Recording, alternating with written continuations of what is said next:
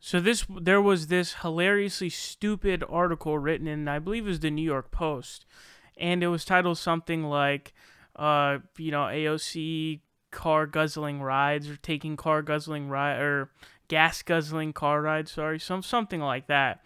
And what it basically was is, I guess there were her campaign records, finance records were now made public as to like the expenditures made, and there was something like 30K used on transportation costs, which included using things like Uber and other forms, and Lyft and stuff like that.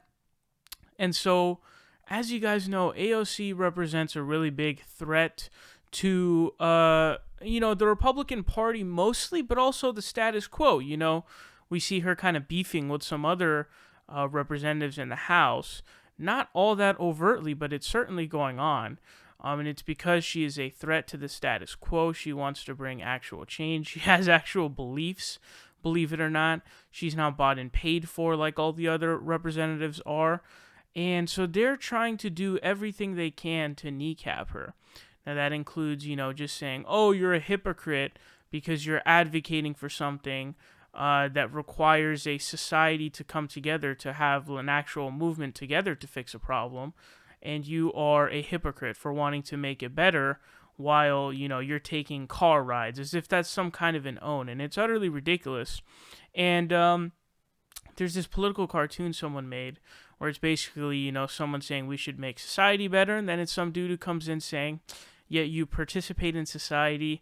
I am so intelligent, because it's an accurate representation of people who act this way, and you'll see what I mean. So Ben Shapiro and his buddy Third Stringer are both going to cover the same story and say basically the same thing. So we're going to look at it, and they're also going to bring up a very fraudulent climate scientist that I want to talk about. AOC has gotten herself in hot water. How's she gotten herself in hot water? Well, according to the New York Post, apparently AOC is another one of these do as I say, not as I do leftists when it comes to environmentalism. Is a freshman representative, Alexandria Ocasio-Cortez, wants to save the planet with her Green New Deal, but she keeps tripping over her own giant carbon footprint. We're like, the world is going to end in 12 years if we don't address climate change, the progressive darling said in January, speaking of herself and her fellow millennials. And like, this is the war. This is our World War II. Last week, she ratcheted up the rhetoric. She said, it is basically a scientific consensus that the lives of our children are going to be very difficult due to climate change. And she asked whether it was still okay to have children, because again, she is not a smart human. And then the New York Post said, the guiding principle of her eco-vision is to bring about a full transition off fossil fuels and zero greenhouse gases within 10 years. To achieve this, the Green New Deal fact sheet says, the nation, this is the fact sheet she put out, the frequently asked questions, the nation must totally overhaul transportation by massively expanding electric vehicle manufacturing, building charging stations everywhere, building out high-speed rail, creating affordable public transit available to all with the goal to replace every combustion engine vehicle. But the woman who boasts of a razor-sharp BS detector seems to have trouble sniffing out her own. Since declaring her candidacy in May 2017, Ocasio-Cortez's campaign heavily relied on those combustion engine cars, even though a subway station was just 138 feet from her Elmhurst campaign office. She listed 1,049 transactions for Uber, Lyft, Juno, and other car services federal filings show. By the way, she also blamed those car services for bankrupting taxi drivers. The campaign had 505 Uber expenses alone. In all, Ocasio-Cortez spent $30,000 on those emissions-spewing vehicles, along with car and van rentals, even though her Queens headquarters was a 1-minute walk to the 7 train. So this long piece talks about her travel habits, and she's very, very upset about this. So she tweets back, I also fly and use AC. Living in the world as it is isn't an argument against working towards a better future. The Green New Deal is about putting a lot of people to work in developing new technologies, building new infrastructure, and getting us to 100% renewable energy. Well, also, your frequently asked questions specifically talk about getting rid of internal combustion engines and getting rid of airplanes. I mean, I mentioned this when she cut her video last week of her chopping up sweet potatoes while she talked about how the world was a terrible place in her climate-controlled apartment in the heart of the Navy Yard in Washington, D.C. She has a very difficult life here in the first world. Now, she's claiming, well, I'm not a hypocrite. You know, everybody has to use this stuff. It's not hypocrisy if everybody is using this stuff. That is not enough for the former head of Greenpeace, the co-founder of Greenpeace. He slammed her. He has a PhD in ecology. His name is Patrick Moore. He said, he fired back, the world as it is has the option of taking the subway rather than taxi, the option of Amtrak rather than plane, the option of opening windows rather than AC. You're just a garden variety hypocrite like the others, and you have zero expertise at any of the things you pretend to know. He's blasted her before. He called her, after she suggested that she was the boss, he said, "Pompous little twit. You don't have a plan to grow food for 8 billion people without fossil fuels or get the food into the cities. Horses? If fossil fuels were banned, every tree in the world would be cut down for fuel for cooking and heating. You would bring about mass death."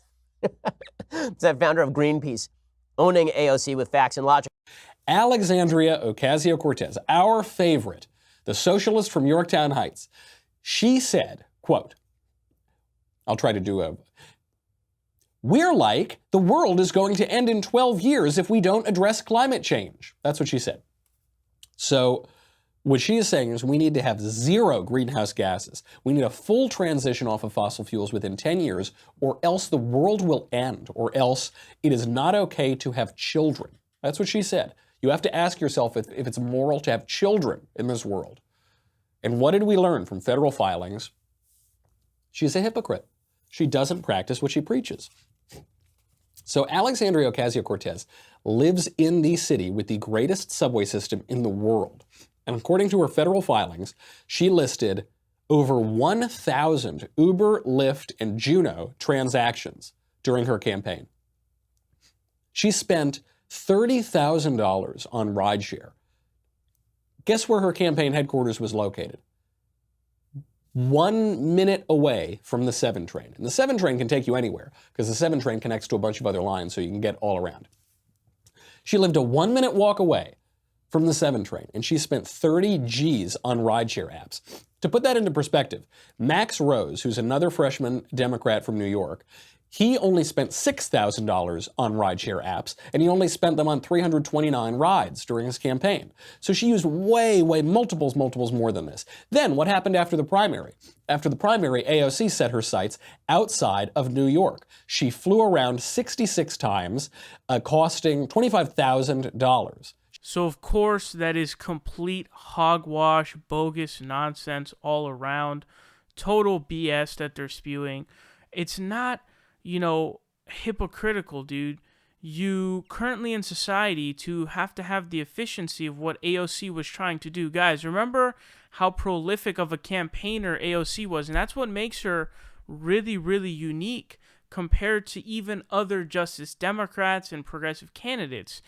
She specifically was a prolific campaigner who campaigned her ass off.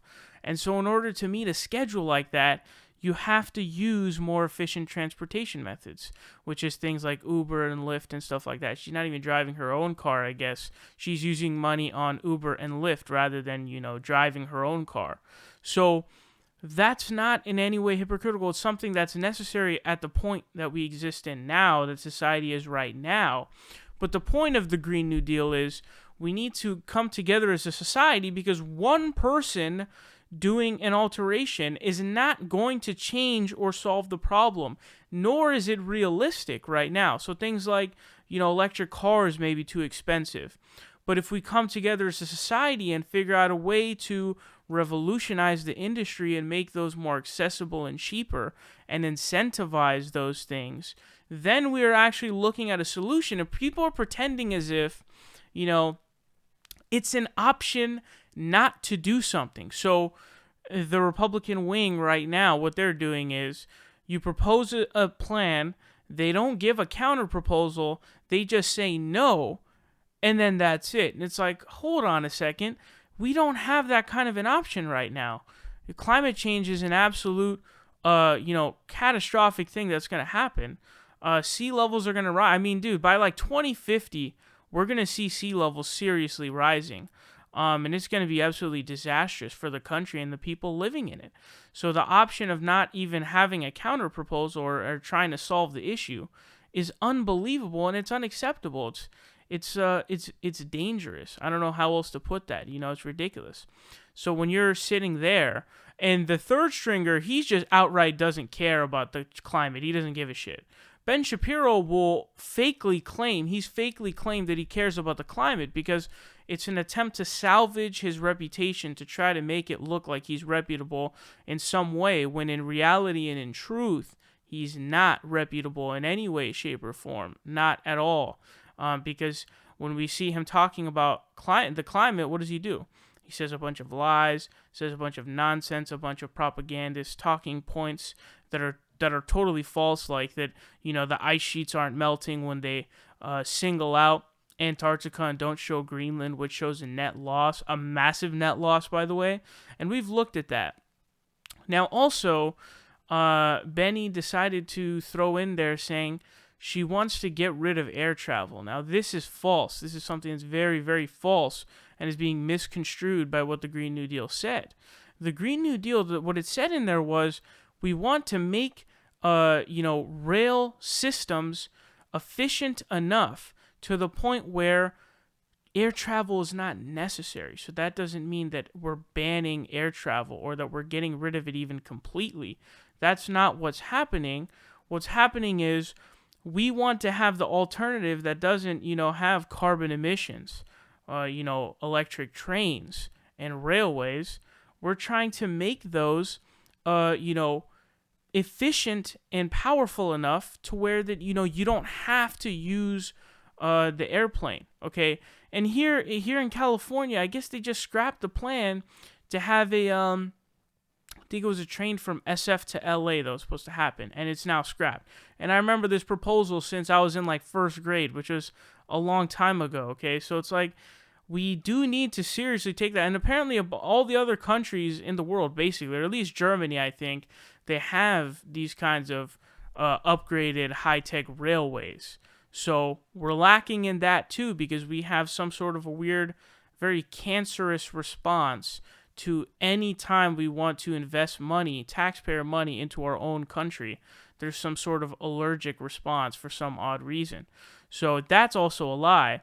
Also, the Patrick Moore point that he brought up, that guy's a complete tool who's been exposed by Potholer and Greenpeace themselves, who had to expose him because what he did is he was part of Greenpeace, and then he started getting funding from a bunch of fossil fuel industries, and I believe there was some logging company that gave him some money or something like that. And so that guy's he's the Dave Rubin of climate scientists. And so that's the problem when you see a climate skeptic, I don't know if he's the one who calls himself that or if it's a different sellout, but whenever you see that, check their funding, because why else would they, do that? And that's the reason why. Patrick Moore is a fraud. And also, there's actually video footage of this guy doing an interview with someone, and he literally says that this weed killer is safe to drink. And the interviewer says, here, drink it. He has it there, and he refused to drink it, and he walked out. This guy has the gall to, in any way, shape, or form, talk about these issues today. Unbelievably hilarious. And Potholer, when he did his video on Patrick Moore, and he included the weed killer thing, it was pretty hilarious. The way that he did it, where he's like, we don't talk about the weed killer incident, that was absolutely hilarious. So Patrick Moore's the dude who will go on, Steven Crowder's show to shill for the fossil fuel industry and all the other industries that exist who have a vested interest in making sure that climate change is not stopped. So that is the issue here. So, Patrick Moore is a complete joke and a fraud, basically. But this is not hypocrisy.